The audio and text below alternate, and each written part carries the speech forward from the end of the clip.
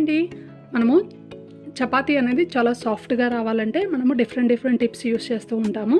ఇక్కడ ఈ వీడియోలో ఏంటంటే మీకు లేయర్ చపాతీ ఎలా చేసుకోవాలి అనేది కూడా మనము చూద్దాం. దీనికోసం ఏంటంటే ముందుగా మనము చపాతీని నార్మల్గా చేసుకున్న తర్వాత దీనిపైన ఆయిల్ అయితే అప్లై చేసుకోవాలి. ఆయిల్ అప్లై చేసిన తర్వాత ఫస్ట్ ఒక రౌండ్ సర్కిల్ లాగా మనము ఈ విధంగా ఫోల్డ్ చేసుకుని మళ్ళీ దీన్ని ఇక్కడ వీడియోలో చూపిస్తున్న విధంగా అయితే ఫోల్డ్ చేసుకోండి. చేసుకున్న తర్వాత మనకి అగైన్ మళ్ళీ పిండి కానీ లేదంటే ఆయిల్ కానీ అప్లై చేసేసుకొని మళ్ళీ ఒకసారి చపాతీలాగా చేసుకుని పెనం పైన పెట్టుకొని మనం రెండు వైపులా మనము నార్మల్గా చపాతీ కాల్చుకుంటాం కదా, అలా కాల్చుకోవడం. ఈ విధంగా చేసుకోవడం వల్ల ఏంటంటే చపాతీ చాలాసేపటి వరకు కూడా మనకి సాఫ్ట్గా పర్ఫెక్ట్గా ఉంటుందన్నమాట.